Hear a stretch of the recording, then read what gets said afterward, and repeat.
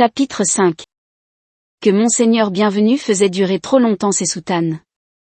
La vie intérieure de Monsieur Myriel était pleine des mêmes pensées que sa vie publique. Pour qui eût pu la voir de près, c'eût été un spectacle grave et charmant que cette pauvreté volontaire dans laquelle vivait l'évêque de Digne. Comme tous les vieillards et comme la plupart des penseurs, il dormait peu. Ce court sommeil était profond. Le matin il se recueillait pendant 1 heure, puis il disait sa messe, soit à la cathédrale, soit dans son oratoire. Sa messe dite, il déjeunait d'un pain de seigle trempé dans le lait de ses vaches.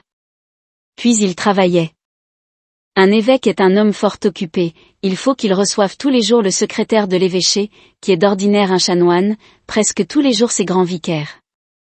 Il a des congrégations à contrôler, des privilèges à donner, toute une librairie ecclésiastique à examiner, paroissiens, catéchisme diocésain, livres d'heures, etc., des mandements à écrire, des prédications à autoriser, des curés et des maires à mettre d'accord, une correspondance cléricale, une correspondance administrative, d'un côté l'État, de l'autre le Saint-Siège, 1000 affaires.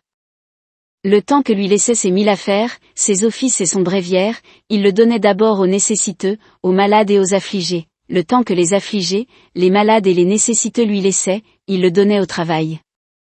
Tantôt il bêchait la terre dans son jardin, tantôt il lisait et écrivait. Il n'avait qu'un mot pour ces 2 sortes de travail, il appelait cela jardiner. L'esprit est un jardin, disait-il. À midi, il dînait. Le dîner ressemblait au déjeuner.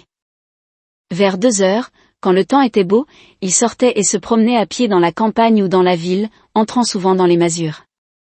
On le voyait cheminer seul, tout à ses pensées, l'œil baissé, appuyé sur sa longue canne, vêtu de sa douillette violette ouatée et bien chaude, chaussé de bas violets dans de gros souliers, et coiffé de son chapeau plat qui laissait passer par ses 3 cornes 3 glands d'or à graines d'épinards. C'était une fête partout où il paraissait. On eût dit que son passage avait quelque chose de réchauffant et de lumineux. Les enfants et les vieillards venaient sur le seuil des portes pour l'évêque comme pour le soleil. Il bénissait et on le bénissait. On montrait sa maison à quiconque avait besoin de quelque chose.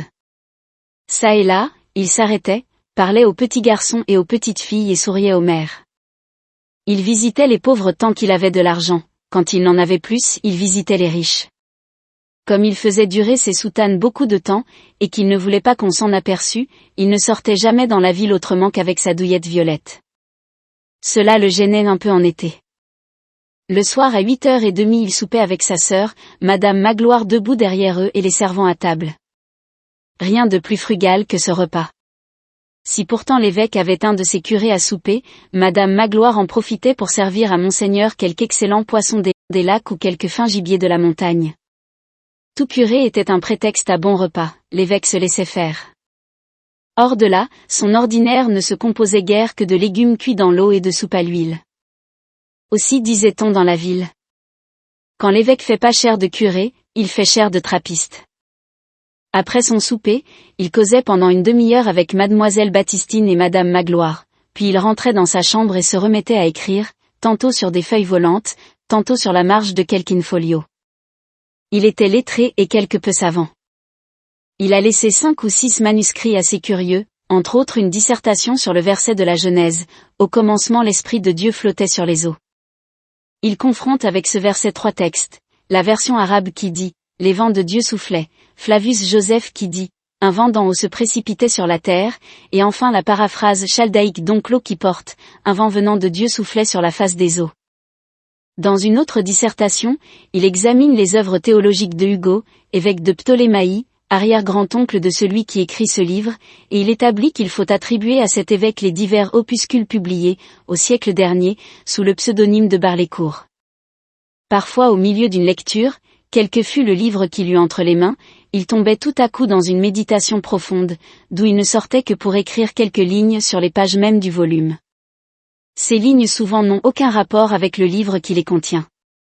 Nous avons sous les yeux une note écrite par lui sur une des marges d'un in-quarto intitulé « Correspondance du Lord Germain avec les généraux Clinton, Cornwallis et les amiraux de la station de l'Amérique. » À Versailles, chez Poinceau, libraire, et à Paris, chez Pissot, libraire, quai des Augustins. Voici cette note. Ô vous qui êtes. L'Ecclésiaste vous nomme toute puissance, les Maccabées vous nomment créateur, l'Épître aux Éphésiens vous nomme liberté, Baruch vous nomme immensité, les psaumes vous nomment sagesse et vérité, Jean vous nomme lumière, les rois vous nomment Seigneur, l'Exode vous appelle providence, le Lévitique sainteté, Esdras justice, la création vous nomme Dieu, l'homme vous nomme Père, mais Salomon vous nomme miséricorde, et c'est là le plus beau de tous vos noms. Vers 9 heures du soir, les deux femmes se retiraient et montaient à leur chambre au premier, le laissant jusqu'au matin seul au rez-de-chaussée. Ici il est nécessaire que nous donnions une idée exacte du logis de M. l'évêque de Digne.